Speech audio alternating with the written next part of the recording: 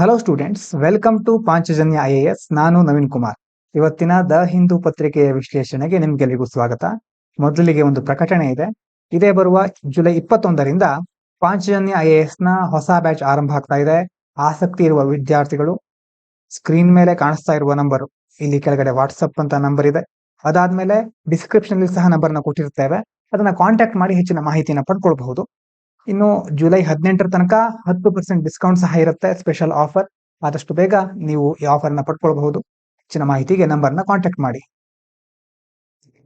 ಇನ್ನು ಇವತ್ತಿನ ಮುಖ್ಯ ವಿಷಯಗಳನ್ನು ನೋಡ್ತಾ ಹೋದ್ರೆ, ಮೊದಲನೇದು, retail inflation fell to 77 month low of 2.1% in June 2025, mainly due to continuous easing of food prices for the 8th month and a drop in crude oil prices.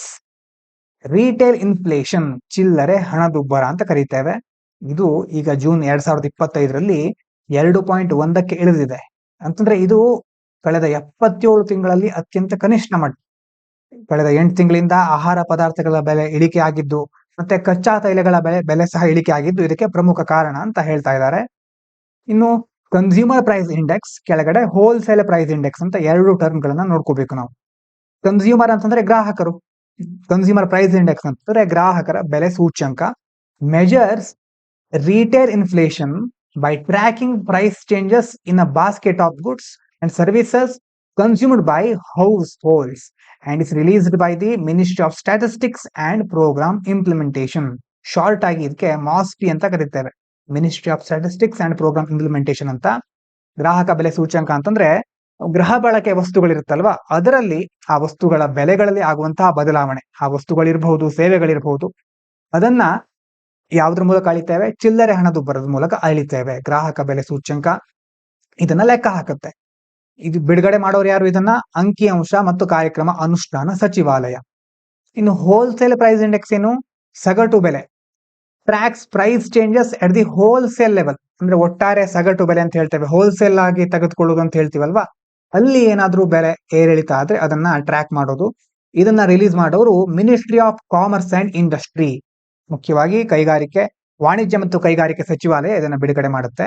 And showed a deflation of -0.13% in June 2025, the first drop in 20 months. ಇದು ಸಹ -0.13% ಕುಸಿತವನ್ನ ಕಾಣ್ತಾ ಇದೆ. ಹಾಗಾಗಿ ಹಣದುಬ್ಬರ ಇಳಿಕೆ ಆಗ್ತಾ ಇರೋದು ಇದರಿಂದ ನಮ್ಗೆ ಗೊತ್ತಾಗ್ತಾ ಹೋಗುತ್ತೆ. ಇನ್ನು ಎರಡನೇ ಸುದ್ದಿ, external affairs minister S Jaishankar during his 2025 visit to China urged progress on de-escalation along the line of actual control, highlighting that troop withdrawal has not followed disengagement. ಚೀನಾಕ್ಕೆ ನಮ್ಮ ದೇಶದ ವಿದೇಶಾಂಗ ಸಚಿವರಾದ ಎಸ್ ಜೈಶಂಕರ್ ಅವರು ಭೇಟಿ ನೀಡಿದ್ದಾರೆ. ಆಗ ಅಲ್ಲಿನ ಅವರ ಕೌಂಟರ್ ಪಾರ್ಟ್ ಅಂತ ಹೇಳ್ತೇವೆ. ಅಂತಂದ್ರೆ ಕೌಂಟರ್ ಪಾರ್ಟ್ ಅಂತಂದ್ರೆ ಇಲ್ಲಿಯವರಿಗೆ ಸರಿಸಮಾನರಾದವರು, ಅಲ್ಲಿನ ವಿದೇಶಾಂಗ ಸಚಿವರು ಅಂತ ಹೇಳ್ಬಹುದು. ಅವ್ರ ಜೊತೆ ಮಾತಾಡ್ತಾ LAC ಯಾವ ದೇಶಗಳ ನಡುವೆ ಇದೆ? India, China. ಫುಲ್ ಫಾರ್ಮ್ ಏನು? Line of actual control. ಈಗ LACಯಲ್ಲಿ ಉದ್ವಿಗ್ನತೆ ಆಗ್ತಾ ಇರುತ್ತೆ ಆ ಒಂದು ಬಾರ್ಡರ್. ಹಾಗಾಗಿ ಇದನ್ನ ಕಡಿಮೆ ಮಾಡ್ಲಿಕ್ಕೆ ಸಂಬಂಧಿಸಿದ ಹಾಗೆ ಆ ಉದ್ವಿಗ್ನತೆಯನ್ನು ಕಡಿಮೆ ಮಾಡ್ಲಿಕ್ಕೆ ಇನ್ನೂ ಹೆಚ್ಚು ನಾವು ಕ್ರಮಗಳನ್ನ ಕೈಗೊಳ್ಬೇಕು. ಮತ್ತೆ ಗಡಿಯಲ್ಲಿ ಸೈನ್ಯ ಹಿಂದೆ ಸರಿಸೋದು, ಎರಡೂ ದೇಶಗಳ ಸೈನ್ಯಗಳು ತಮ್ಮ ಬ್ಯಾಕ್ ಟು ನಾರ್ಮಲ್, ಅಂತಂದ್ರೆ ಹಳೆಯ ಒಂದು ಅವರ ಸ್ಥಾನ ಇರುತ್ತಲ್ವಾ ಅಲ್ಲಿ ಹೋಗೋದು, ಗಡಿಯಲ್ಲಿ ಯಾವುದೇ ಕಾರ್ಯಾಚರಣೆ ಮಾಡದೇ ಇರೋದು, ಡಿಎಸ್ಕಲೇಷನ್ ಅಂತ ಕರೀತೇವೆ. ಹಾಗಾಗಿ ಆ ಡಿಎಸ್ಕಲೇಷನ್ ಆದ್ಮೇಲೆ ಇನ್ನಷ್ಟು ನಿರೀಕ್ಷಿತವಾದ ಮಟ್ಟದಲ್ಲಿ ಯಾವುದೇ ಒಂದು ಪ್ರಗತಿ ಆಗ್ತಾ ಇಲ್ಲ, ಅದನ್ನ ಮಾಡಬೇಕಾಗಿದೆ ಅಂತ ಜೈಶಂಕರ್ ಅವರು ಹೇಳಿದ್ದಾರೆ. ಲೈನ್ ಆಫ್ ಆಕ್ಚುಯಲ್ ಕಂಟ್ರೋಲ್ ಬಗ್ಗೆ ಗೊತ್ತಿದೆ ನಿಮ್ಗೆ, ಆದ್ರೂ ಹೇಳ್ತೇನೆ ಒಂದ್ಸಾರಿ. Is the disputed and demarcation free military boundary between India and China, where tensions escalated after the Galwan valley clashes in 2020. 2020ರಲ್ಲಿ ಗಲ್ವಾನ್ ಕಣಿವೆ ಘರ್ಷಣೆ ಆಗಿತ್ತು. ಆ ಒಂದು ಸಂದರ್ಭದಲ್ಲಿ ಉದ್ವಿಗ್ನತೆ ಜಾಸ್ತಿ ಆಗಿತ್ತು. LAC ಅಂತಂದ್ರೆ ಎಲ್ಲಿ? ಭಾರತ ಚೀನಾ ನಡುವಿನ ಒಂದು ವಿವಾದಿತ ಅಥವಾ ಗಡಿ ರೇಖೆ. ಅಂದ್ರೆ ಆಕ್ಚುಲಿ ಅಲ್ಲಿ ಗಡಿ ರೇಖೆ ಅಂತ ಇಲ್ಲ, ಆದ್ರೂ ಒಂದು ಮಿಲಿಟರಿ ಕಾರ್ಯಕ್ರಮಗಳಿಗೆ ಅಥವಾ ಮಿಲಿಟರಿ ಕೆಲವು ಸಂಘರ್ಷಗಳು ಆಗ್ತಾ ಇರುತ್ತೆ. ಹಾಗಾಗಿ ಲೈನ್ ಆಫ್ ಆಕ್ಚುಯಲ್ ಕಂಟ್ರೋಲ್ ಅನ್ನೋದನ್ನ ನಾವು ಅಲ್ಲಿ ಸೂಚಿಸ್ತೇವೆ. ಇನ್ನು ಮುಂದಿನ ಕೆಳಗಡೆ ಪಾಯಿಂಟ್ ನೋಡಿ, the Shanghai cooperation organisation SCO ಅಂತ is a Eurasian political and security grouping where India has called for strict action against terrorism, advocating a zero tolerance approach. SCO ಅಂತ ಒಂದು ಸಂಸ್ಥೆ ಇದೆ. ಫುಲ್ ಫಾರ್ಮ್ ಏನು? ಶಾಂಘೈ ಸಹಕಾರ ಸಂಸ್ಥೆ. ಇದು ಮುಖ್ಯವಾಗಿ ಯುರೇಷಿಯನ್ ಅಂತಂದ್ರೆ ಯುರೋಪಿನ ಕೆಲವೊಂದು ಮತ್ತೆ ಏಷ್ಯಾದ. ಹಾಗಾಗಿ ಅದರ ರಾಜಕೀಯ ಮತ್ತೆ ಭದ್ರತಾ ಒಂದು ಕ್ಷೇತ್ರಗಳ ಒಂದು ಬೇರೆ ಬೇರೆ ನಾಯಕರು ಇದರಲ್ಲಿ ಸಮೂಹ ಅಂತ ಅವರ ಒಂದು ಅವಾಗ ಮೀಟಿಂಗ್ಗಳು ಆಗ್ತಾ ಇರುತ್ತೆ. ಭಯೋತ್ಪಾದನೆಯ ವಿರುದ್ಧ ಬೇರೆ ಬೇರೆ ಕಠಿಣ ಕ್ರಮಗಳನ್ನ ಕೈಗೊಳ್ಬೇಕು ಅಂತ ಈ ಒಂದು ಮೀಟಿಂಗ್ ನಲ್ಲಿ ಅಥವಾ ಈ ಒಂದು ಆರ್ಗನೈಸೇಷನ್ ಮೂಲಕ ಭಾರತ ಕರೆಯನ್ನ ನೀಡ್ತಾ ಇದೆ. ಶೂನ್ಯ ಸಹಿಷ್ಣುತೆ, ಝೀರೋ ಟಾಲರೆನ್ಸ್ ಅಂತಂದ್ರೆ ಚಿಕ್ಕ ಬದಲಾವಣೆ, ಚಿಕ್ಕ ಒಂದು ಸಮಸ್ಯೆ ಬಂದರೂ ನಾವು ಸಹಿಸೋದಿಲ್ಲ ಅಂತ ಭಾರತ ಹೇಳ್ತಾ ಇದೆ. ಆ ನೀತಿಯನ್ನ ಅನುಸರಿಸಲಿಕ್ಕೆ ಭಾರತ ಪ್ರತಿಪಾದಿಸ್ತಾ ಇದೆ. ಅದೇ ರೀತಿ ಗಡಿಯಲ್ಲಿ ಶಾಂತಿ ಸ್ಥಾಪನೆ ಆಗ್ಬೇಕು ಅಂತಂದ್ರೆ ಅದಕ್ಕೆ ಚೀನಾದ ಸಹಕಾರ ಸಹ ಬೇಕು ಅನ್ನೋದು ಭಾರತದ ಒಂದು ನಿಲುವು. ಇದಾದ ನಂತರ ಮುಂದೆ US president Donald Trump warned of 100% secondary tariffs on Russia and it's trade partners if the Ukraine war is not resolved within 50 days, while also announcing US arms sales to NATO for Ukraine. Donald Trump ಅವರು ಆವಾಗ ಏನಾದ್ರೂ ಒಂದು ಸುದ್ದಿ ಇಲ್ಲಿ ಇಲ್ಲದೆ ಇದ್ರೆ ಅವರಿಗೆ ಸಮಾಧಾನ ಇರೋದಿಲ್ಲ. ಈಗ ಇವ್ರು ಹೇಳ್ತಾ ಇರೋದು ಏನಂತಂದ್ರೆ ಯುಕ್ರೇನ್ ಯುದ್ಧ ಇದೆ ಅಲ್ವಾ, ಇದು 50 ದಿನದೊಳಗಡೆ ಕೊನೆ ಆಗದೆ ಇದ್ರೆ ರಷ್ಯಾ ಮತ್ತೆ ಅದರ ವ್ಯಾಪಾರ ಪಾಲುದಾರರು ಇರ್ತಾರಲ್ವಾ ಅವ್ರ ಮೇಲೆ 100% ಇನ್ನಷ್ಟು ಟ್ಯಾರಿಫ್ ಗಳನ್ನ ಹಾಕ್ತೇನೆ. 100% ದ್ವಿತೀಯಕ ಸುಂಕ ಅಂತ ಟರ್ಮ್ ಬಂದಿದೆ ನೋಡಿ, ಸೆಕೆಂಡರಿ ಟ್ಯಾರಿಫ್ಸ್, ಅದನ್ನ ವಿಧಿಸ್ತೇನೆ ಅಂತ ಅವರು ಎಚ್ಚರಿಕೆ ನೀಡ್ತಾ ಇದ್ದಾರೆ. ಅದರ ಜೊತೆ ಯುಕ್ರೇನ್ಗೆ ನ್ಯಾಟೋದ ಮೂಲಕ ಶಸ್ತ್ರಾಸ್ತ್ರಗಳನ್ನ ಸಹ ನಾವು ಮಾರಾಟ ಮಾಡ್ತೇವೆ ಅಂತ ಘೋಷಣೆ ಮಾಡಿದ್ದಾರೆ. ಇನ್ನು ಇಲ್ಲಿ ಬಂದಿರುವಂತ ಟರ್ಮ್ ನೋಡಿ, ಸೆಕೆಂಡರಿ ಟ್ಯಾರಿಫ್ಸ್ ಏನಿದು? These R trade penalties imposed not just on a target country like Russia, but also on third countries doing business with it, aiming to indirectly cut off its global economic links. ಅಂತಂದ್ರೆ ಒಂದು ದೇಶ, ಈಗ America ಅಂತ ಇಟ್ಕೊಂಡ್ರೆ, ಇನ್ನೊಂದು ಕಡೆ Russia ಇದೆ. America direct ಆಗಿ ರಷ್ಯಾದ ಮೇಲೆ ಹಾಕಿದ್ರೆ ಇದು ಡೈರೆಕ್ಟ್ ಟ್ಯಾರಿಫ್. ಈಗ ರಷ್ಯಾ ಇನ್ಯಾವುದೋ ದೇಶದ ಜೊತೆ, ಬೇರೆ ಬೇರೆ ದೇಶಗಳ ಜೊತೆ ವ್ಯಾಪಾರವನ್ನ ಮಾಡ್ತಾ ಇರುತ್ತೆ. ಈಗ ಸೆಕೆಂಡರಿ ಟ್ಯಾರಿಫ್ಸ್ ಅಂತಂದ್ರೆ ಕೇವಲ ರಷ್ಯಾದ ಮೇಲೆ ಮಾತ್ರ ಅಲ್ಲ, ರಷ್ಯಾ ಬೇರೆ ಯಾವ್ಯಾವ ದೇಶಗಳ ಜೊತೆ ವ್ಯಾಪಾರ ಮಾಡ್ತಾ ಇರುತ್ತಲ್ವಾ ಅವರ ಮೇಲೂ ಸಹ ಸುಂಕಗಳನ್ನ ವಿಧಿಸೋದು, ಇದು ಸೆಕೆಂಡರಿ ಟ್ಯಾರಿಫ್ಸ್. ಹಾಗಾಗಿ ಇದು ಯಾಕೆ ಮಾಡ್ತಾರೆ ಅಂತಂದ್ರೆ ರಷ್ಯಾದ ಮೇಲೆ ಒತ್ತಡ ಹಾಕ್ಲಿಕ್ಕೆ. ಇಲ್ಲಿ ಅಮೆರಿಕ ಮಾಡ್ತಾ ಇರೋದು ಅಂತ ಆ ರೀತಿ ಮಾಡೋದ್ರಿಂದ ಗ್ಲೋಬಲ್ ಎಕನಾಮಿಕ್ ಲಿಂಕ್ ಗಳು ತಪ್ಪು ಹೋಗ್ಬೇಕು ರಷ್ಯಾಕ್ಕೆ ಅಂತ ಅಮೆರಿಕ ಈಗ ಅಂದ್ಕೊಳ್ತಾ ಇದೆ. ಇನ್ನು ಮುಂದಿನ ಒಂದು ಟರ್ಮ್ ಇದೆ ನೋಡಿ, ಪೆಟ್ರಿಯಾಟ್ ಮಿಸೈಲ್ ಬ್ಯಾಟರೀಸ್. ಏನಿದು? These are advanced US made air defence system capable of intercepting ballistic and cruise missile. Ballistic cruise ಕ್ಷಿಪಣಿಗಳನ್ನ ತಡೆಯುವ ಸಾಮರ್ಥ್ಯ ಇರುವಂತದ್ದು. And are being supplied to Ukraine via NATO under new US military deal. ಹೊಸ ಒಪ್ಪಂದದ ಅಡಿಯಲ್ಲಿ ನ್ಯಾಟೋದ ಮೂಲಕ ಯುಕ್ರೇನ್ಗೆ ಇದನ್ನ ಪೂರೈಸ್ತಾ ಇದ್ದಾರೆ. ಹಾಗಾಗಿ ಇದರಿಂದಾಗಿ ರಷ್ಯಾ ಯುಕ್ರೇನ್ ಸಂಘರ್ಷಕ್ಕೆ ಇನ್ನಷ್ಟು ತುಪ್ಪ ಸುರಿಯುವ ಸಾಧ್ಯತೆ ಇದೆ. ಆ ಒಂದು ಬೆಂಕಿ ಇನ್ನಷ್ಟು ಉರಿಯಬಹುದು ಅಂತ ಅನಿಸ್ತಾ ಇದೆ. ನೋಡೋಣ, ಜಾಗತಿಕವಾಗಿ ಯಾವಾಗ ಯಾವ ಬದಲಾವಣೆ ಆಗುತ್ತೆ ಗೊತ್ತಾಗೋದಿಲ್ಲ. ಮುಂದಿನ ವಿಚಾರ, scientist in China have discovered the pheromone for vinyl anisole. ನೋಡಿ ಈ ಕಡೆ vinyl anisole pheromone that triggers locust swarming and identified ways to block it, offering an eco friendly alternative to harmful pesticides. ಅಂದ್ರೆ locust ಅಂತಂದ್ರೆ ಏನು? ಮಿಡತೆ. ಈಗ ಚೀನಾದವ್ರು ಏನ್ ಮಾಡಿದ್ದಾರೆ, ವಿನೈಲ್ ಅನಿಸೋಲ್ ಒಂದು ಫೆರೋಮೋನ್ ಅನ್ನ ಕಂಡು ಹಿಡಿದಿದ್ದಾರೆ. ಇದೇನ್ ಮಾಡುತ್ತೆ? ಮಿಡತೆಗಳು ಎಲ್ಲ ಒಂದು ಕಡೆ ಸೇರ್ಲಿಕ್ಕೆ ಪ್ರಚೋದನೆಯನ್ನು ಕೊಡುತ್ತೆ. ಮತ್ತೆ ಇವರು ಈ ಬೇರೆ ಬೇರೆ ಹಾನಿಕಾರಕ ಕೀಟನಾಶಕ ಇರುತ್ತಲ್ವಾ, ಅದರ ಬದಲು ಈ ಒಂದು ಫೆರೋಮೋನ್ ಅನ್ನ ಯೂಸ್ ಮಾಡಬಹುದು ಅಂತ ಈಗ ಇದನ್ನ ಫೈಂಡ್ ಔಟ್ ಮಾಡಿದ್ದಾರೆ. ಕೆಳಗಡೆ ನೋಡಿ, 4-ವಿನೈಲ್ ಅನಿಸೋಲ್ ಇದೇನು? Is an aggregation pheromone released by locust after eating, attracts others and leads to swarming through serotonin triggered gregarious behaviour. ಅಂದ್ರೆ ಈ ಒಂದು ಮಿಡತೆಗಳು ಆಹಾರ ಸೇವಿಸಿದ ನಂತರ ಬಿಡುಗಡೆ ಮಾಡುವಂತಹ ಒಂದು ಫೆರೋಮೋನ್ ಇದು.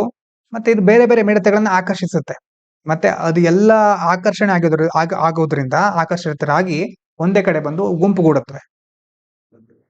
ಇನ್ನು RNA ಇಂಟರ್ಫೆರೆನ್ಸ್ ಅಂತ ಇನ್ನೊಂದು ಟರ್ಮ್ ಇದೆ. It's a gene silencing technique that uses RNA molecule to block the production of specific proteins like enzymes and is now being explored to prevent locust swarming. RNA interference ಅಂತ ಕರೀತಾರೆ. ಒಂದು gene silencing, ಬೇಕಾಗಿರೋ ಜೀನ್ಗಳನ್ನ ನಮಗೆ ಬೇಕಾಗಿರೋ ರೀತಿ ಬದಲಾಯಿಸೋದು, ಕೆಲವೊಂದು ಅದನ್ನ ಜೀನ್ಗಳಲ್ಲಿರೋ ಕ್ವಾಲಿಟಿಯನ್ನ change ಮಾಡೋದು, ಈ ಕೆಲವೊಂದು ರೀತಿಯ ಟೆಕ್ನಿಕ್ಗಳಿಗೋಸ್ಕರ ಬಳಸ್ಕೊಳ್ತಾರೆ. ಇದರಲ್ಲಿ ಏನ್ ಮಾಡುತ್ತಾರೆ ಅಂತಂದ್ರೆ RNA ಇಂಟರ್ಫೆರೆನ್ಸ್ ಅಲ್ಲಿ ಬೇಕಾಗಿರೋ ಎನ್ಸೈಮ್ಗಳನ್ನ, ಕೆಲವೊಂದು ನಿರ್ದಿಷ್ಟ ಪ್ರೋಟೀನ್ಗಳ ಕಿಣ್ವಗಳನ್ನ ಉತ್ಪಾದನೆ ಆಗದೆ ಇರೋ ರೀತಿ ನೋಡ್ಕೊಳ್ಳಿಕ್ಕೆ RNA ಇಂಟರ್ಫೆರೆನ್ಸ್ ಅನ್ನ ಬಳಸ್ತಾರೆ.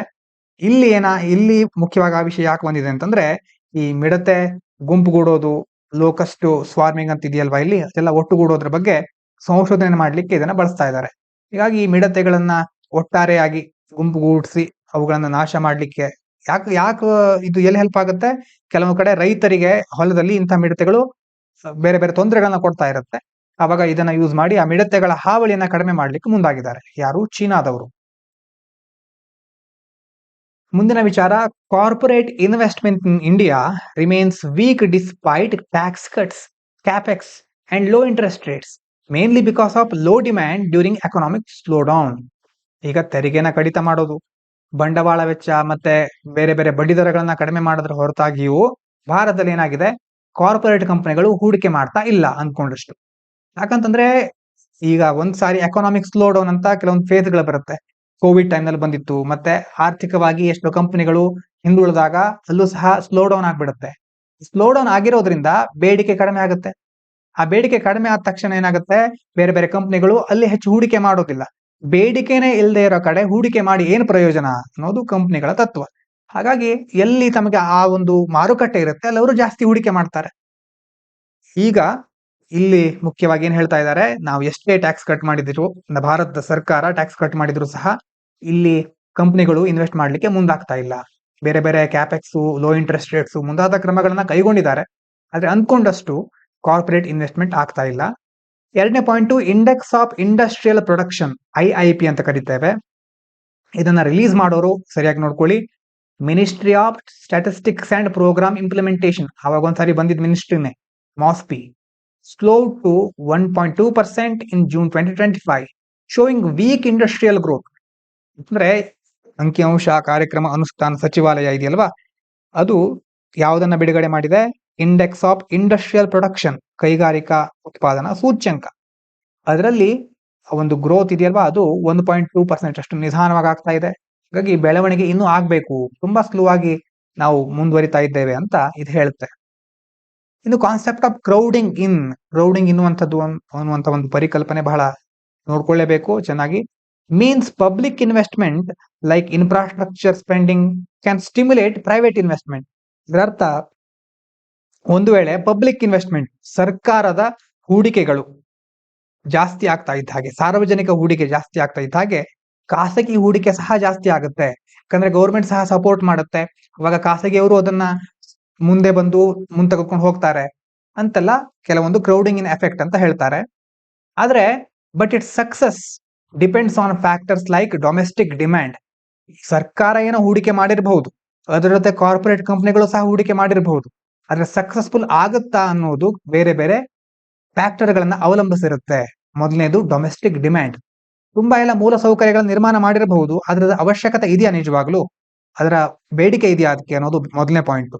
ಇಂಪೋರ್ಟ್ ಕಂಟೆಂಟ್, ಅದೇ ರೀತಿ ಆಮದುಗಳನ್ನ ಎಷ್ಟು ಮಾಡ್ಕೊಳ್ತಾ ಇದ್ದೇವೆ, ಅದ್ರ ಜೊತೆ ಜಾಬ್ ಕ್ರಿಯೇಷನ್, ನಿಜವಾಗ್ಲೂ ಇದರಿಂದ ಏನಾದ್ರೂ ಉದ್ಯೋಗಗಳು ಸೃಷ್ಟಿ ಆಗ್ತಾ ಇದೆಯಾ, ಸೊ ಎಲ್ಲ ಸುಮ್ಮನೆ ಬೇರೆ ಬೇರೆ ಮಷಿನ್ಗಳನ್ನ ಯೂಸ್ ಮಾಡಿ ಲಾಭಗಳನ್ನ ಜಾಸ್ತಿ ಮಾಡ್ಕೊಳ್ಳಿಕ್ಕೆ ಕಂಪನಿಗಳು ಟ್ರೈ ಮಾಡ್ತಾ ಇವ್ಯಾ, ಎಲ್ಲ ವಿಷಯಗಳು ಸಹ ಅಲ್ಲಿ ಮುಖ್ಯವಾಗಿರುತ್ತೆ.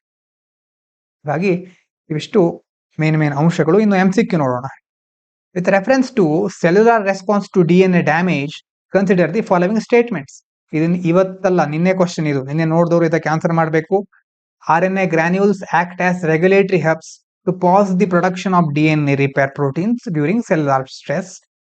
Overproduction of DNA repair proteins in response to damage is prevented through built-in delay mechanism involving specialized proteins.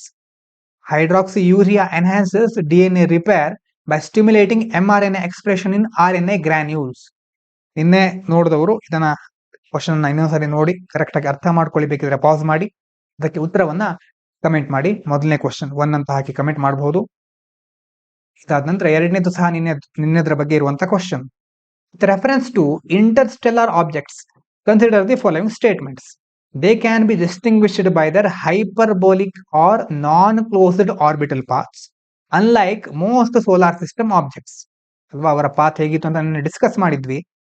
Comets like 3I Atlas may exhibit visible comma and tail when they pass close to the sun, unlike asteroids.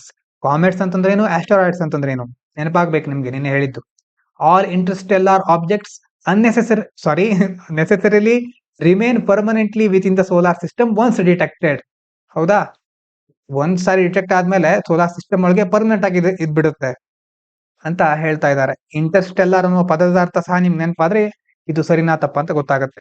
ಇದನ್ನ ಸಹ ನೀವು comment ಮೂಲಕ ತಿಳಿಸಬಹುದು. ಇವತ್ತಿನ question ನೋಡಿ, with reference to recent inflation trends and official indices in India, consider the following statements. Consumer Price Index is released by Ministry of Commerce and Industry and reflects price changes experienced by producers. CPI ಯಾರು release ಮಾಡ್ತಾರೆ ಅದು ಏನನ್ನ reflect ಮಾಡುತ್ತೆ ಅನ್ನೋದು ಕೇಳ್ತಾ ಇದ್ದಾರೆ. CPI release ಮಾಡೋರು ಯಾರು ನೆನ್ಪು ಮಾಡ್ಕೊಳ್ಳಿ. ಎರಡನೇದು, wholesale price index recently recorded first deflation in 20 months influenced by falling crude oil prices. Crude oil ಪ್ರೈಸ್ಗಳಲ್ಲಿ ಲೋ ಆಗಿದೆ ಅಂತಂದ್ರೆ ಇಳಿತ ಆಗಿದೆ, ಹಾಗಾಗಿ 20 ತಿಂಗಳಲ್ಲಿ ಡಿಫ್ಲೇಷನ್ ಕಾಣ್ತಾ ಇದೆ ನಮಗೆ. ಇನ್ನು retail inflation touched a 77-month low in June 2025 due to persistent easing of food prices. Food ಪ್ರೈಸ್ಗಳು ಸಹ ಅಂತಂದ್ರೆ ಆಹಾರ ಪದಾರ್ಥಗಳ ಬೆಲೆ ಸಹ ಕಡಿಮೆ ಆಗಿರೋದ್ರಿಂದ ರಿಟೇಲ್ ಇನ್ಫ್ಲೇಷನ್ 77 ತಿಂಗಳಲ್ಲೇ ಅತ್ಯಂತ ಕನಿಷ್ಠ ಮಟ್ಟವನ್ನು ತಲುಪಿದೆ ಅಂತ ಈ ಸ್ಟೇಟ್ಮೆಂಟ್ ಅಲ್ಲಿ ಹೇಳ್ತಾ ಇದ್ದಾರೆ. ಇನ್ನು ಯಾವ್ದು ಕರೆಕ್ಟ್ ಹಾಗಾದ್ರೆ? Only 2 statements are correct. 2 ಮತ್ತೆ 3ನೇದು correct, 1 is incorrect. How many ಅಂತ ಕೇಳಿದ್ದಾರೆ, ಹಾಗಾಗಿ ಎಷ್ಟು ನೆನಪಿರ್ಲಿ, 1 ಇಸ್ ಇನ್ಕರೆಕ್ಟ್. ಯಾಕಂತಂದ್ರೆ CPI ಯಾರು ರಿಲೀಸ್ ಮಾಡೋದು? MOSPI, ministry of statistics and programme implementation. ಏನ್ ಟ್ರ್ಯಾಕ್ ಮಾಡುತ್ತೆ ಅದು? ಕನ್ಸ್ಯೂಮರ್ ಲೆವೆಲ್ ಪ್ರೈಸಸ್ ಅಲ್ವಾ, ಪ್ರೊಡ್ಯೂಸರ್ ಅಲ್ಲ, ಕನ್ಸ್ಯೂಮರ್. ಎರಡನೇದು ನೋಡಿ, with reference to recent investment trends in India, consider the following statements. Corporate investment has remained low in India despite favorable supply side measures such as tax cuts and lower interest rates. ನಾವು ಇದನ್ನ last ಅಲ್ಲಿ ನೋಡಿದ್ವಿ. Tax cut ಮಾಡಿದ್ದಾರೆ, interest rate ಅನ್ನ ಕಡಿಮೆ ಮಾಡಿದ್ದಾರೆ, ಆದ್ರೂ ಸಹ ಕಾರ್ಪೊರೇಟ್ ಇನ್ವೆಸ್ಟ್ಮೆಂಟ್ ಇನ್ನು ಸರಿಯಾದ ರೀತಿಯಲ್ಲಿ ಆಗ್ತಾ ಇಲ್ಲ, ಕಡಿಮೆನೇ ಇದೆ ಅಂತ ಹೇಳ್ತಾ ಇದ್ದಾರೆ. Weak industrial growth as reflected by the IIP suggest limited responsiveness of the private sector investment to monetary and fiscal stimuli. ಇದನ್ನ ಕರೆಕ್ಟ್ ಆಗಿ ನೋಡ್ಕೊಳ್ಳಿ. ಇಂತಹ ಒಂದು ಸ್ಟೇಟ್ಮೆಂಟ್ಗಳು ಆವಾಗ ಬರ್ತಾ ಇರುತ್ತೆ. ಈ ಸ್ಟೇಟ್ಮೆಂಟ್ ಅನ್ನ ಒಂದ್ಸಾರಿ ಪಾಸ್ ಮಾಡಿ ಅರ್ಥ ಮಾಡ್ಕೊಳ್ಳಿಕ್ಕೆ ಟ್ರೈ ಮಾಡಿ. The concept of crowding in implies that high public investment in infrastructure always guarantees a proportional rise in private sector investment. ಇದ್ರ ಪ್ರಕಾರ ಏನು? ಪಬ್ಲಿಕ್ ಇನ್ವೆಸ್ಟ್ಮೆಂಟ್ ಜಾಸ್ತಿ ಆದ ತಕ್ಷಣ ಪ್ರೈವೇಟ್ ಇನ್ವೆಸ್ಟ್ಮೆಂಟ್ ಜಾಸ್ತಿ ಆಗ್ಬಿಡುತ್ತಾ? ಆಲ್ವೇಸ್ ಅಂತ ಕೊಟ್ಟಿದ್ದಾರೆ. ಇಂಥ ಎಕ್ಸ್ಟ್ರೀಮ್ ವರ್ಡ್ ಗಳ ಬಗ್ಗೆ ಜಾಗರೂಕರಾಗಿರ್ಬೇಕು. ಹಾಗಾದ್ರೆ ಎಷ್ಟು ಸ್ಟೇಟ್ಮೆಂಟ್ ಗಳ correct? Only 2, 1 and 2 are correct. 3ನೇದು ಇನ್ಕರೆಕ್ಟ್. ಯಾಕೆ? Crowding in does not guarantee private investment ಅಲ್ವಾ. ಕ್ರೌಡಿಂಗ್ ಇನ್ ಅಂತಂದ್ರೆ ಪಬ್ಲಿಕ್ ಸೆಕ್ಟರ್ ತುಂಬಾ ಇನ್ವೆಸ್ಟ್ ಮಾಡೋದು, ಅದನ್ನ ನೋಡ್ಕೊಂಡು ಪ್ರೈವೇಟ್ ಸೆಕ್ಟರ್ ಇನ್ವೆಸ್ಟ್ ಮಾಡ್ಲಿಕ್ಕೆ ಹೋಗುತ್ತೆ. ಆದ್ರೆ ಅದು ಪ್ರೈವೇಟ್ ಸೆಕ್ಟರ್, ಕೇವಲ ಪಬ್ಲಿಕ್ ಸೆಕ್ಟರ್, ಸಾರ್ವಜನಿಕ ವಲಯ ಜಾಸ್ತಿ ಹೂಡಿಕೆ ಮಾಡಿದ ತಕ್ಷಣ ಪ್ರೈವೇಟ್ ಸೆಕ್ಟರ್ ಬಂದು ಅಲ್ಲಿ ಹೂಡಿಕೆ ಮಾಡುತ್ತೆ ಅನ್ನೋ ಅರ್ಥ ಬರೋದಿಲ್ಲ. ಆದ್ರೆ ಅಲ್ಲಿ ಏನ್ ನೋಡುತ್ತೆ ಪ್ರೈವೇಟ್ ಸೆಕ್ಟರ್ ಅಂತಂದ್ರೆ ಡಿಮ್ಯಾಂಡ್ ಇದೆಯಾ ಅಂತ ನೋಡುತ್ತೆ ಪ್ರೈವೇಟ್ ಸೆಕ್ಟರ್. ಇಂಪೋರ್ಟ್ ಕಂಟೆಂಟ್, ಎಷ್ಟು ನಾವು ಇಂಪೋರ್ಟ್ ಮಾಡ್ಕೋಬೇಕಾಗತ್ತೆ, ಯಾಕಂತಂದ್ರೆ ಇಂಪೋರ್ಟ್ ಮಾಡ್ಕೋಬೇಕು ಅಂತಂದ್ರೆ ಜಾಸ್ತಿ ಖರ್ಚಾಗಬಹುದು, ಅದನ್ನ ಸಹ ಕನ್ಸಿಡರ್ ಮಾಡ್ತಾರೆ. ಅಂಡ್ ಎಂಪ್ಲಾಯ್ಮೆಂಟ್ ಎಫೆಕ್ಟ್ಸ್, ಎಷ್ಟು ಜನರಿಗೆ ಕೆಲಸ ಕೊಡ್ಬೇಕಾಗುತ್ತೆ, ನಮ್ಮ ಪ್ರಾಫಿಟ್ ಹೇಗಿರುತ್ತೆ, ಇದೆಲ್ಲ ನೋಡ್ಕೊಂಡು ಕಾರ್ಪೊರೇಟ್ ಕಂಪನಿಗಳು ಇನ್ವೆಸ್ಟ್ಮೆಂಟ್ ಮಾಡುತ್ತೆ. ಇನ್ನು ವೊಕ್ಯಾಬ್ಲರಿ ನೋಡಿ ಇವತ್ತಿಂದು. ಇನ್ ಮೂಮೆಂಟ್ ಆಫ್ ಫಾಲಿ ಅಂತಂದ್ರೆ ಫೂಲಿಶ್ನೆಸ್, ಸ್ಟುಪಿಡಿಟಿ, ಸಿಲ್ಲಿನೆಸ್, ಮೂರ್ಖತನ ಅಂತ ಹೇಳ್ತಾರೆ. ಇಲ್ಲಿ ಫಾಲಿ ಅಂತಂದ್ರೆ ಏನು ಗೊತ್ತಾಗದೆ. He decided to quit his stable job. ಒಂದು ಒಳ್ಳೆ ಜಾಬ್ ಇತ್ತು, ಅದನ್ನ ಬಿಡಬೇಕು, ಅದರಿಂದ ನಾನು ಆ ಕೆಲಸಕ್ಕೆ ರಾಜೀನಾಮೆ ಕೊಡಬೇಕು ಅಂತ ಡಿಸೈಡ್ ಮಾಡ್ದ. Hoping for a grand catharsis in pursuing his artistic dreams. Job ಬಿಟ್ಟ ತಕ್ಷಣ ಅವನಿಗೆ ಗ್ರ್ಯಾಂಡ್ ಕ್ಯಾಥಾರ್ಸಿಸ್ ಅಂತಂದ್ರೆ ಶುದ್ಧೀಕರಣ ಅಂತ ಅರ್ಥ ಇದೆ. ಅಂತಂದ್ರೆ ನಾನು ಬೇರೆ ಜವಾಬ್ದಾರಿಗಳಿಂದ ಹೊರಗೆ ಬಂದು ಶುದ್ಧನಾಗಿ, ಅಂತಂದ್ರೆ ನನ್ನದೇ ಆದ ಒಂದು ದಾರಿಯಲ್ಲಿ ಸಾಗ್ಬೇಕು. ತನ್ನ ಆರ್ಟಿಸ್ಟಿಕ್ ಡ್ರೀಮ್ಸ್, ಆರ್ಟಿಸ್ಟಿಕ್ ಅಂತಂದ್ರೆ ತನ್ನ ಬೇರೆ ಹಾಬಿಗಳಿರ್ಬಹುದು, ಕಲೆ, ಆ ಕ್ಷೇತ್ರದಲ್ಲಿ ಮುಂದುವರಿಬೇಕು ಅಂದ್ಕೊಂಡ. He believed it was his prerogative to make such a bold move. ಅವನ ನಂಬಿಕೆ ಏನಾಗಿತ್ತು ಅಂತಂದ್ರೆ ಇಟ್ ವಾಸ್ ಇಸ್ ಪ್ರೆರೋಗೇಟಿವ್ ಅಂತಂದ್ರೆ ರೈಟ್, ಪ್ರಿವಿಲೇಜ್, ಎಂಟೈಟಲ್ಮೆಂಟ್, ಅಥಾರಿಟಿ, ವಿಶಿಷ್ಟಾಧಿಕಾರ ಅಥವಾ ನನಗಿರುವಂತಹ ಒಂದು ವಿಶಿಷ್ಟವಾದ ಅಧಿಕಾರ ಇದು. ಆ ಅಧಿಕಾರವನ್ನು ಉಪಯೋಗಿಸ್ಕೊಂಡು ನಾನು ಒಂದು ಬೋಲ್ಡ್ ಮೂವ್ ಅಂತಂದ್ರೆ ಒಂಥರ ದಿಟ್ಟ ಹೆಜ್ಜೆಯನ್ನ ಇಡಬೇಕು ಅಂತ ಅವನು ಅಂದ್ಕೊಂಡ. And the joy thereof would be immense. ಆ ಒಂದು ನಿರ್ಧಾರ ತೆಗೆದುಕೊಂಡ ತಕ್ಷಣ ತುಂಬಾ ಖುಷಿ ಆಯ್ತು. ದೇರ್ ಆಫ್ ಅಂತಂದ್ರೆ ಅದರಿಂದ, ಆ ಒಂದು ಹೆಜ್ಜೆನ ಇಟ್ಟಿರೋದ್ರಿಂದ ಅವನಿಗೆ ತುಂಬಾ ಖುಷಿ ಆಯ್ತು. With a ಜಾಕಂಡ್ spirit. ಜಾಕಂಡ್ ಅಂತಂದ್ರೆ ಚಿಯರ್ಫುಲ್, ಮೆರಿ, ಜಾಯ್ಫುಲ್, ಹರ್ಷಚಿತ್ತ, ಉಲ್ಲಾಸಭರಿತವಾಗಿರೋದು. He embrace the uncertainty. ಇಲ್ಲ, ಏನು ಬಂದ್ರೂ ಓಕೆ, ನನಗೆ ಹೇಗಾದ್ರೂ ಇರ್ಲಿ ಅದು ಅಂತ ಹರ್ಷಚಿತ್ತವಾಗಿ, ಉಲ್ಲಾಸಭರಿತವಾಗಿ ಮುಂದೆ ನಡೀತಾ ಇದ್ದ, ಮುಂದುವರೆದ ಅಂತ ನಾವು ಅಂದ್ಕೋಬಹುದು. ಇವಿಷ್ಟು ಇವತ್ತಿನ ಮುಖ್ಯವಾದ ವಿಚಾರಗಳು. ಎಲ್ರಿಗೂ ಧನ್ಯವಾದಗಳು. ಇದು ಪಾಂಚಜನ್ಯ IAS.